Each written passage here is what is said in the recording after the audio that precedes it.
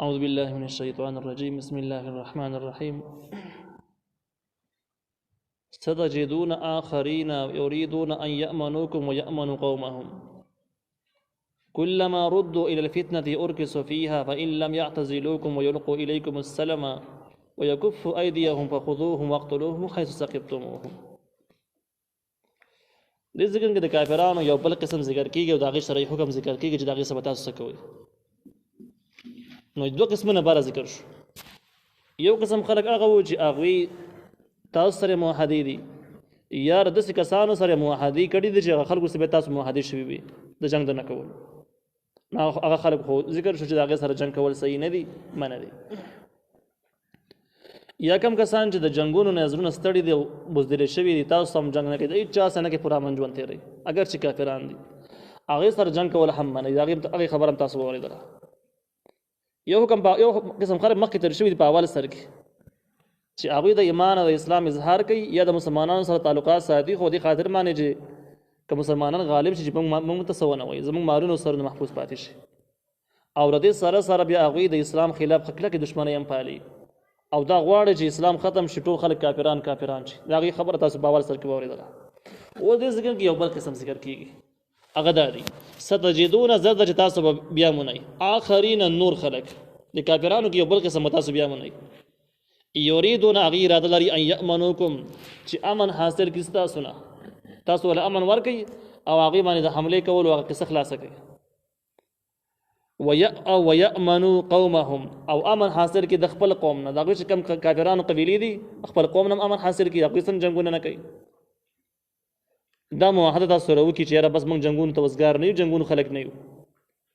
کلما ردوا الی الفتنة هر کله چې دوی واپس شي فتنې ته ارکسوا فیها نو ننوځي په دې فتنه کې.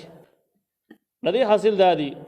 چې په کافرانو کې ځینې خلک داسې وو چې د مسلمانانو سره معاهدې او صلح وشوړې، همدقې دپاره کړې وې چې که مسلمانان غالب شي نو په دغه ټایمونو کې به مسلمانان زموږ سرونه او مالونو ته ځکه څه نه وایي چې موږ خو مسلمانانو سره مخکې تعلقات برابر کړي دي که نو موږ ورسره صلح لیکلې ده. خو چې کله دې ټایم کې کم وخت کې د دوی قبیله غالب شي، د دې کافرانو کومې قبیلې چې دي په مسلمانانو غالب شي او فتح بیا مونیزګي نه علاقې ونیسي، نو بس دوی بیا ښکاره په ښکاره باندې خپل وروڼو په صفونو کې ولاړي د مسلمانانو مقابلې ته یې سینې ډال کړي. نو دا ښکاره دلیل د دې خبرې د صلح وعدې پابند نه دي، ځکه رسول خبره خدا وه چې تاسو موږ جنګ نه کوو او د خپلې قبیلې سره هم جنګ نه کوو. د جنګ د نه کولو معنا دا ده چې ستاسو خلاف به نه کوو، ستاسو مقابل کې به چا سره ودرېږو هم نه، دی مطلب دی. او اوس دې د خپلې وعدې پابند نه دی، نو الله تعالی حکم ذکر کوي فإن لم يعتزلوکم که دوی یو طرف ته نه شو ستاسو نه او ستاسو سره دښمنانو په صف کې ولاړ دي او د موقع په انتظار باندې پاتې شوي دي، ویلقوا الیکم السلم او وړاندې نه کړي تاسو ته صلح د سره ونه کړي، ویکفوا ایدیهم او بند نه کړي خپل لاسونه د حملې کولو نه، پټ د کافرانو په حمایت کې تاسو باندې حملې هم کوي او دغه شان کې خوله هم غلطه استعمالوي. نو چې کله دا ثبوتونه برابر شو د دوی خلاف فخذوهم نو دوی ونیسئ، دا رسول خلک نه دی، وقتلوهم قتل کوي حيث ثقفتموهم چرتم چې بیا موندو، د دوی نه دا مباح الدم دی، نه تو یولې پکار دی. نو دا خلک چې کوم دی نو د دوی سره وروري کول او صلح پالل دا صحیح نه شو، ځکه دا رسول پابند خلک نه دی. هغه خلکو ته به امن حاصل چې د اسلام خلاف نه وي، د مسلمانانو د وجلو د بدنامولو دپاره کار نه کوي، نورو کافرانو ته ډاډ نه ورکوي، پټ د هغوی حمایت نه کوي، نو دغه کافرانو سره زموږ صلح کېدی شي چې دا مسلې به کې پکې وي، دغه کافرانو سره صلح کېدی نه شي. نو الله تعالی وایي قتل یې کوي په کم ځای کې چې بیا موند. واولئکم او دغه کسان جعلنا من ګرځولې لکم ستاسو دپاره علیهم په هغې باندې سلطانا مبینه غلبه ښکاره. سلطان دلیل ته وایي، غلبې ته وایي، یعنې دې کسانو باندې به الله تعالی تاسو غالب کوي چې کوم د اسلام دونه پاخه دشمنان دي، چې کله تاسو مقابله وکړي او د دوی نه ځان بچ کوي، دوستانې ورسره ونه کوي، الله تعالی دا مقرر کړل چې تاسو پرې غالب کیږئ. سلطان په معنا دلیل سره هم راځي، نو الله وایي موږ ګرځولې ستاسو دپاره په دوی باندې دلیل ښکاره دي، د وجلو دلیل او د قتلولو دلیل تاسو سره شته، تاسو د قرآن اجازه درکړله چې وسې وجلی شئ. وما كان لمؤمن ان يقتل مؤمنا الا خطأ. دې ځکه کې نور مسائل ذکر کېږي د احتیاط په باره کې او د مسلمان د یینې په باره کې، د مسلمان یینه څومره قیمتي ده. الله تعالی وما كان لمؤمن نه دی جایز د هیڅ یو مؤمن دپاره ان یقتل مؤمنا چې قتل کی بل مؤمن لره الا خطأ مگر که په خطا سره قتل کی نو خیر. یعنی مطلب دا چې په دې ټیم کې دا دومره مجرم نشو څومره چې د قتل سره د قتل عمد سره قصدن چې ووجني څومره ګناهګاري کې بدی باندې. د هیڅ یو مسلمان دپاره دا جایز نه دی چې بل مسلمان ابتداء وجني. ابتداء مطلب دا دی چې هغه جرم نه هغه د دې مستحق نه چې ته مړ کړي. نو ثانیاً مرګ د مسلمان شته دی. یعنی مطلب دا دی چې کله سړی قتل کړی دی دا قاتل خو د قتل باندې کافر نه دی مسلمان خو دی خو چې موږ د دې قصاص اخلو نو دا ثانیاً قتل دا جایز دی په دویم ځل باندې. خو ابتداء چې دا موږ وجلې چې قتل نه کړی موږ وجلې نو اسلام د اجازه چاله نه ورکړي چې مسلمان دی قتل شي. په ګناهونو کې د ټولو نه لویه ګناه د مسلمان وجل دی. د شرک نه وروسته ټولو نه غټه ګناه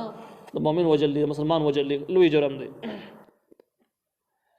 نو د مسلمان خطا کې چې وجلې شي دا غي د مسله ذکر کیږي او چې قصدن وجلې شي دا غي باس په سورۃ بقره کې تر شوی دی چې قصدن چې مسلمان قتل کړي نو باغی باندې قصاص دی. دنیوي اعتبار سره به قصاص کیږي دا وجلې کیږي او بشری لحاظ باندې د آخرت په اعتبار سره د کس مستقیل به جهنم کی او دغه باس هم مستبراشي. خو چې کومه خطا قتلی نو خطا کې بیا مسله دا ده چې په دې ځکه کې دا هغه جرم د دې جرم لږ کم دی ګناي کم ده او د دې به شرعي احکام دي دنیوي احکام هم شته او اخروی هم شته. خدای لري چې کوم کس وجل شي قتل شي د دې وجل شي کس دوه حیثیتونه دي. یو در الله تعالی بنده او الله پیدا کړی د خپل عبادت لپاره او د ظالم وجو د الله تعالی هم مجرم دی نو الله تعالی به دې باندې جدا جرمانه ټاکي د خپل طرف نه. دویم دار چې کم کس یو وجه د خاندان سربرای وجل دی خاندان کسي وجل دی سرمایه وجل دی خاندان نه هغه زرونه درد ولید هغه یې نه ځای تو یو کړل نو هغه د لپاره وارثان د لپاره الله تعالی جدا اختیار ورکړل تاسو هم دومره جرمانه واخلئ دومره سزا ولا ورکړي. بلې ځکه کې دغه دوانه ذکر کیږي نو الله تعالی وما كان للمؤمن ندي جائز دی هیڅ یو مؤمن د لپاره ان يقتل مؤمنا چې قتل کې مؤمن لره الا خطا مگر هغه چې قتل شي په خطا سره. ومن قتل مؤمنا خطا چا چې قتل کو مؤمن لره په خطا سره فتحرير رقبه نو بیا آزادول د یو غلام دی مؤمنه چې مسلمانی د غلام به آزادۍ چې هغه ایمان لري په دې کې به نارینه او زنانه یو شانت کې دي کوم آزاد کی او سړی آزاد کی د دوه یو شانت کې دي. دا هغه خبره و چې کله د غلامانو رواج دنیا کې موجود او د غلامانو رواج تقریبا د جنگ عظیم نه دریم جنگ عظیم نه بعد ختم شوی دی او باندې باندې والوی موحده لیکل شوی ده. د دې نه مخکې اصول دسیو چې کله به دوه قومونو یا مذهبونو جنگ وکړو یا د مسلمانانو کافرانو منځ کې به جنگ وشو نو کافرانو به چې کوم مسلمانان ونی ولغه به ځان سره بوتل البته به دوی خپل منځونو کې دا تقسیم کړو کوم جنگي خلک چې هغه به تقسیم کړو خپل منځونو کې بیا دغه مسلمانانو په خپل کورونو کې ساتل ځان له خدمتونه کول ځان به یوسه ځمیداری کول ساری به ساتل سکار به د کور کاونه به کس باندې به وسام کوي هغه مسکار کوي. دغه فائدہ به دا و چې د مسلمان ته ټیک روټي هم ملاوي د کپړې به ملاوي دی به آزاد فضا کې به ګرځیدل را ګرځیدو تر دې حد پورې چې یو ځل به رابطه د غوسره وشو د قیمت پیسې به خلکو ورکړي آزاد به کړي کافرانو به واغست آزاد به مسلمانانو به کم کافرانو ونی ولاغ هم د شان د حکم مغي بیا راوستلو کنارینه او که زنانه به او د مسلمانانو کوم امیر چوک به تقسیم کړو او مجاهدینو باندې به تقسیم کړو چې کله به تقسیم شو دا کسان مخالګو راوستل کورون نو بیا به خلکو ځان سره ګرځول د خپل کارونو مارونو کې استعمال او کارونه به کول زمینداری داسې نور کارونه کوم خپل عبادت خانه چې کومې وي هغه ته به بوتلل د مسلمانانو واز نصیحت په قبضه کې دا هغه ته به بوتلل او د مسلمانانو په اسلامي معاشره واقع بغلاګان نه وي ډاکی بنو ظلمونه بنو هغه کافر به د اسلامي معاشره ول د خپل به متاثر شو است به ایمان او اسلام قبول کو مسلمان بش دغه شان ذکر به چې غلام آزادو نو دغه نه یو واغست آزاد به کو نو هغه کې د مسلمانانو آزادولو یو خسته خلکو د مسلمانانو یو خوند کې چانس چې کافرانو د مسلمانانو مسله متاثر جسم به هغه سره ژوند تیر کی او د مسلمانانو هم الته آزاد ژوند مته راو اگر چې غلامان به خو لا وس څنګه د څه خبرنو چې پنجرو کې بند کا بیا بس په باندې خړاو شاټونه ورکول دي بنو آزاد فیصله کې کارونه کول ګرځیدا به یو ځل مسلمانانو واغستل آزاد وکړي. بیا د دریم جنگ عظیم نه بعد معاهده ولیکل چې د غلامۍ رواج په دنیا کې نه او دوی دا خبره وکړه چې د حقوق بشر خلاف دي. خو ردی وینا نه بعد په مسلمانانو باندې هغه سر وګرځاو چې نور دی نه هغه ظلمونه ور باندې وکړل چې په هیڅ قانون او هیڅ تاریخ کې چا نه وکړي. نو اوس د غلام او وینځ د څوک نه پیژني دا موضوعات او دا بحثونه چې قرآن او حدیثو کې راشي خلک حیران دي بس شي ته وایي اوس دا نشته. نو کوم وختونه کې چې و نو هغه وخت آزاده ول وو. اوس دې ځکه چې کله دا مسله ذکر شو چې کله چا مسلمان قتل کړی دی او هغه مسلمان چې کوم دی نو د قتل نه وروسته یو سزا خو به الله دا ورکوي چې دنه به دونه جرمانه اخلي چې یو غلام پې آزاد کړي او دغه غلام به مسلمان یا دغه وینځه به مسلمان وي کافر نه. وإن كان من قوم بينكم وبينهم ميثاق فدية مسلمة إلى أهله وتحرير رقبة مؤمنة. اوس دا خبره ده چې غلام خو به آزادوي په تحریر رقبة آزادول د یو غلام دی مؤمنة چې مسلماني ودیة او دیت ورکول جرمانه ورکول مسلمة چې سپارل کېږي به إلى أهله اهل لغه مړي ته کم کس چې قتل کړی د خطا کې د هغې وارثان ته به حواله کړي. بیا دغه دیت چې کوم دی که نقد پیسې ورکوي نو 10,000 درهم دی یا 1,000 دینار دی او که وخان ورکوي نو بیا 100 وخان دی. دا د یو مړي دیت چې په خطا کې قتل شوی دا به چاته ورکوي نو الله تعالی وایي چې مسلمة الی اهله د هغې اهل ته به سپاري. اهل څوک دی د دغه مړي چې کوم وارثان دي کوم میراثخواره دي هغه وارثانو ته به دا حصې تقسیم شي په هغې باندې وارثان به راجمع شي کوم د هغې په مال کې چې کوم وارثان دي هغه وارثانو ته به خپله حصه حواله کړي چې ستا شو د دیت دی.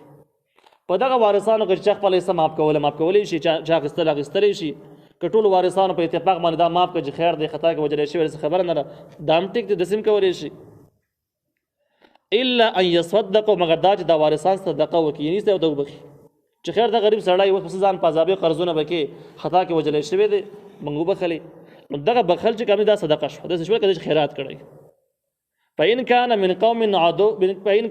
قوم که دا وجلی شوی کس من قوم د داسې قوم نه عدو لکم چې هغه ستاسو دشمنان دي دشمنان نو مړی کړی دی وهو مؤمن او دغه کم چې وجلی شوی دا پکې مسلمان دی یعنې د داسې قوم نه دی مړی کړی دی چې هغه قوم خلک ټول کافران دي او د مسلمانانو پاخه دشمنان دي خو په دغه قبیلو کې په دغه کافرانو باندې دومره قوم کې دا یو غریب پکې مسلمانو چې په خطا کې وجلی شو دا خطا کې هغه وخت وجلی کېږي چې کله جنګ حالات کافرانو په علاقې ته حمله وکړي نو دا ښکاره خبره ده چې کافرانو په علاقې کې هم خلک اوسېږي د هغې شکل د کافرانو په شان ته کې ګیرې به خرئ پینټ شرټ او ټای به د هغې په شان ته کې لګولي روزګار به د هغې په شان ته کې ظاهره مته سې معلومولی نه شي دا مسلمان دی. اوس اسلامي علاقه کې اوسېږي نو هغې به ښایسته ګیرې مسلمانانو ښایسته کپړې به اغوستلي او شکل به د مسلمانانو شان ته کې خو چې کافرانو په علاقه کې اوسېږي نو شکل مخامخه بدلي دا ښکاره خبره د غوا سر به لازمي او دا کس چې کوم دی په خطا کې ووجلی شي خو خاندان خلک یې غونډ کافران دي. اوس په دې ځای کې څه حکم دی نو الله تعالی وایي په تحریر رقبة مؤمنة آزادول د یو غلام دی چې مؤمن بس او هغه دیت په نه ورکړي ځکه دا کافران دي زموږ دشمنان دي دې ته موږ دیتونه نه ورکړو د دشمن د هغه کسان چې هغوی سره زموږ جنګ جایز دی د مسلمانانو ته طرف نه او زموږ مسلمانان یې وجلي دي زموږ علاقې یې نیولي دي هغې ته موږ دیتونه نه ورکوو البته چونکې د کس مسلمان وجلی دی نو د الله تعالی خو مجرم دی او دغه وارثانو مجرم نه دی الله تعالی طرف نه به داسې وشي چې دی به غلام آزاد کړي خو وارثان به دقه سړي ته به هېڅ شی نه میلاویږي. وإن كان من قوم بينكم وبينهم ميثاق او که دا مړی د کوم چې وجلی شوی دی د داسې قوم نه چې په منځ تاسو کې په منځ د هغوی کې میثاق وعدې وي صلح وي یعنې تاسو د هغې منځ کې صلح شوی چې موږ به جنګ نه کوو او د دغه موحدینو کې یو مسلمان دی نور کافران دي خو د هغې نه مړی وشو یعنې دغه کسان زموږ کافران خو دي خو زموږ دشمنان نه دي ځکه صلح ورسره شوې ده جنګ ورسره نشته. دشمن هغه مراد دی چې کوم سره جنګ جایز دی دوی سره بیا جنګ جایز نه دی یا هغه کافران چې مسلمانانو علاقو ته راغلي دي مسلمانانو ملکونو کې اوسېږي هغې ته ذمیان ویله کېږي د مسلمانانو قوانین او نظام یې منلی دی خو په خپله باندې کافران دي نو دغه کسان چې کوم دي به د دې نه مړی وشو او د دغې نه کس ووجلی شو په خطا کې وجلی شو نو په دې ټایم کې فدیه ورکول مسلمة سپارلی کېږي به الی اهلي د هغې اهل ته اگر چې وارثان یې اوس کافران دي خو زموږ دشمنان نه دي دې ته به پیسې باقاعده میلاویږي دیت به ورکړی کېږي دې ته نو دا کس به هم غلام آزاد کړي هم به د هغې وارثانو ته دیت ورکړي. دیت به تاسو ته ما وویل چې که درهم په حساب باندې والي نو 10,000 درهمه دي که د دینارو په حساب باندې والي 1,000 دینار دي که سارو په حساب باندې والي نو دا بیا 100 خان دي. وتحریر رقبة او آزادول د یو غلام دی مؤمنه چې مؤمنی اما دغه وارثان ته چې اگر چې کافران دي هغې ته به دیت ورکړي چې دوی مسلمانانو سره معاهده وه او هم له دې سره به غلام هم آزاد کړي. فمن لم یجد چا چې بیا نه موند غلام یعنې د غلامۍ رواج نه و لکه اوس چې نشته یا د دې کس دومره وس نه کېده چې غلام په پیسو باندې واخلي او ازاد کړي دا وس یې نه کېده فصیام شهرین متتابعین نو بیا روجې نیولې 2 میاشتې پرله پسې دغه فدیه به 2 میاشتې پرله پسې روجې ونیسي که په منځ کې د سړی پکې بیمار شو او روجه ته ماته شوله یا بل داسې حادثه راغله چې بس روجه ته ماته شوله روجې ونه نیوله منځ کې دغه وشوله روجه ته ماته شوله نو په دې ټایم کې دغه سره نه بېرته روجې نیسي که داسې یې کړي میاشتې نیوله میاشتو ته پاتې خو منځ کې د روجه ماته شوه نو چې دی دا فدیه ادا کوي نو د سره بیا به تر سره کېږي که دغه شان ده کې 2 میاشتې دي د 59 روجې نیولې دي خو چې کله اخره یې نیوله بیا ته ماته شوه دا به بیا سره کېږي دا مسله پکې شته توبه من الله دا طریقه د توبې د الله طرف نه چې کله د مړي د توبه وباسي د مړي د قتل نه توبه وباسي د قتل به خطا قتل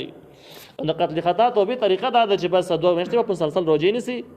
او دغه وخت چې کله د غلام اخیستې نه شو چې غلام دې اخیستې شو د نه مکه غلام دی بیا روجې نیول هم جایز نه دي خو چې غلام نو یا پیسې نه وین بیا روجې نیول خدام پر لبسې نیول وکان الله او دی الله تعالی علیما فویا حکیما حکمت والا دې ځکه کې دا مسله هم ضروري ده موږ مخکې وویل چې کوم کس وجلی شوی دی نو د 2 حیثیت یو دا د الله تعالی حق ضایع کړل د الله تعالی بندې وجلی مؤمن بندې ول وجلی او الله تعالی عبادت لا پیدا کړو دی وجلی دی دویم دا چې د وارثانو حق ضایع کړی دی نو بده ځکه موږ دا خبره وکړه چې وارثانو دې معاف کړو هغه دیت په معاف شي پیسې ورکول پکې نه لزر درهم یا زر دینار یا سلو خان دا به ختم شي چې کله وارثانو معاف خدایا لرج د وارثانو د معاف کېدو سره نو د غلام هغه حکم چې کوم دی هغه معاف کیږي هغه نه ختميږي غلام بده آزادولې شو او که غلام یې نشه آزادولې نو روجي بني سي غروجي پکې نه معاف کیږي دا به خامخې د خدای الله حکم دی ته وارثانو معاف کړل نو الله خو نه دی معاف کړي او چې الله تعالی د باندې ځان معاف کوي نو توبه من الله توبه طریقه دا ده چې د روجي ونیسي د میاشتې پر لبسي الله به معاف شي په دې معلومه شو چې د وارثانو په معاف کولو سره د سړي هغه کفاره ختميږي نو کفاره به حالي دیت ختم شو کفاره په حال پاتې ده ومن يقتل مؤمنا متعمدا او چا چې قتل کو مؤمن لره متعمدا بقصد باندې قصدن یې وجه عام بریدونو مسالې یا د نور مالونو مسالې د غرونو لانجی زمکو لانجی شیخ مسالې په خپل ځای باندې دي خدای کس خدای وجل قابل نه بدی کنه اگر که بنا حق هم شي بیا د وجل قابل نه دی جدای مړ فجزاؤه نو بدل د جهنم و جهنم خالدین فیها همیشه به پدې کې کم سړی چې مسلمان ووجني نو الله تعالی به جهنم کې به همیشه حالانکه د اهل سنت والجماعت عقیده دا ده چې مرتکب د ګناه کبیره د پشان د کافر نه دی د کافر نه دی د مسلمان دی خوارج عقیده دا ده چې ګناه کبیره سره انسان کافر کیږي مستقل به جهنم کې پروت دی من اهل سنت والجماعت صحابانو چې کوم عقیده نقل شوی دغه دا ده چې به ګناه کبیره او سره سو کافر کیږي نه دا مجرم دی قصروار دی خو کافر نه دی او چې کوم کس کافر دی به مستقل به جهنم کې چې کوم ګناه کبیره مرتکبي ګناه کبیره کړي دا بر جهنم یو ځل خامہ خراب وسی ماف کیږي د ځکه کې د قاتل عامد بن اورس الله تعالی وایي چې جزاؤه جهنم بدله جهنم دی او خالدین فیها همیشه به بدی کی او بیا بس وایي وغضب الله علیه الله بو ته غصه باندې ولعنه دی د خپل رحمت نم لریستلی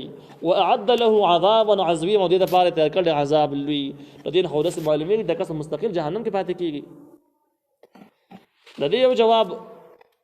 مولانا شفاعی تانوی رحمه الله په خپل تفسیر بیان قرآن کې کړی دی هغه وایي دا هغه کس حکم دی چې مسلمان قتل کې د قتل جایز ګڼي نو د یو حرام شي کار د یو حرام کار جایز ګڼل دا کوپر دی نو په دې ټیم کې دا کافر شو د مسلمان نه دی کم کس د مسلمان قتل جایز ګڼي د کافر د مسلمان نه دی نو په دې وجه سزاګانې دغه شولې دویم جواب نور علماء کړی دی هغه دا دی چې د یو مسلمان قتل اول دا دومره سنگینه سزا و مناسب او پکار خدا و چې مستقل په جهنم کې وي مستقل د الله تعالی غصه وي مستقل په عذاب لوی عذاب کې پروت وي د اصلي سزا و خدا د الله تعالی فضل او مهرباني د چې د ظالمان بیا هم معاف کوي دا کسان د قاضیان بیا الله تعالی هم معاف کوي یعنی اوس پاتې کېږي په جهنم کې نو خو پکار د سیوا دې څه مطلب دی لکه سړی د کار وکي عام دنیوي اصول کې راوالي یو سړی ګناه وکي فرض غلا وکي او عدالت او قانوني سزا دای چې یاره سړی دومره غلا وکړه مثلا پر 1 لک روپۍ پټه کړي د یو کال جیل دی رہی د قانوني سزا خو چې کله داسې کس ونیول چې لاک روپۍ پټې کړي دي نو هغې نه بعد چې کوم دی قاضي یا بادشاه اعلان وکړي چې خیر دی جرم مې خو صحیح نه دی کړی غلط جرم یې کړی دی زمونږ قانون دا د یو کال جیل به تېروي خو زه خیر دی موږ به شپږ میاشتې سزا وله ورکړو معاف پرې کړو نو بادشاه ته خو اختیار دی کولی شي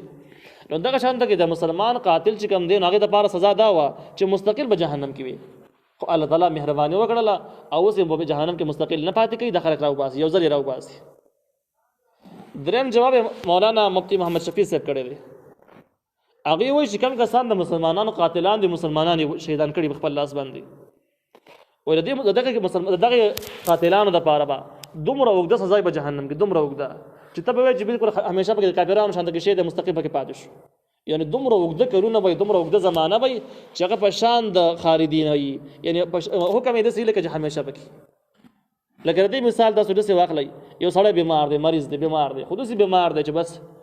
ډېر څلوېښت کاله د بیمارۍ وشو نو ته راشې هغه سړی وي نو خلک د قصه وکړي ته وایي چې دا سړی چې نه مریض ته بیمار دی همیشه بیمار دی پرې کېږي نه همیشه بیمار دی نو دا خو همیشه نه دا خو ډېر څلوېښتو کارونه دی مخکې بیمار نه و 150 کال نه مخکې نه و بیمار هغې نه بعد به وفات شي بیا هم بیمار نه خو تا وویل چې همیشه بیمار دی ستا مطلب دا دی چې ډېره زمانې د بیمارۍ وشوه نو دغه شان ده کې د جهنمي د قاتل سزا به جهنم کې ډېره اوږده ده نو هغه اوږدې سزا ته یې خالدین ووایه چې دا به همیشه به دې کې یعنې اوږده سزا به تېروي ډېره غټه زمانه به تېروي نو د دې نه معلومه شوه د دې جوابونو نه بعد دا جوابونه د احادیثو نه ثابت دي دا قطعي مسله ده چې ګناه کبیرې مرتکب د جهنم نه به راوځي یو ځل به راوځي نو په دې وجه دا جوابونه علماو کړي دي نو الله تعالی ولعنه او د ده باندې لعنت کړی دی لعنت د رحمت لرې والي ته وایي کوم سړی چې ناجایز قتل وکړي نو په دې کس باندې د دنیا راتنګي دې خوشحالېږي نه او د دې مستقل د نیکو اعمالو ته اکثر ظلم نه کیږي د نیکو کارونه مې سره توري مایوس ای چې ما دونه غټ ګناه کړل چې ما سي الله بخینه دغه مایوسی په خپل باندې غټ جرم دی او لعنت د رحمت لري کېدل ته ویل کېږي قاتلانو د ظالمانو د لاسونو د خیر کار بیا نه کېږي دغه مطلب شو واعد له عذابا عظیما تیار کړی دی لپاره عذاب لوی د جهنم سنگین اور هغه ته الله تعالی غرزي سزا بوله ور کوي دا په هغه صورت کې چې کله د قتل قصدن شوی اگر که په دې صورت کې د وارثان معاف کی نو د وارثان معاف کېدو باندې بس صرف دومره وشي چې یاره هغه فدیه نه بخلاص شي هغه کومه پیسې چې وارثان غواړي هغې نه بخلاص شي قصاص نه بخلاص شي چې مستقل یې معاف کړي دا کم چې قصدن مړی کړی دی خو د الله تعالی د غریب نه بیا هم خلاص نه دی وارثان خپل حق وباخو الله تعالی ورته بخښلی نه دی الله تعالی به سزا ورکوي بس دی أعوذ بالله من الشيطان الرجيم بسم الله الرحمن الرحيم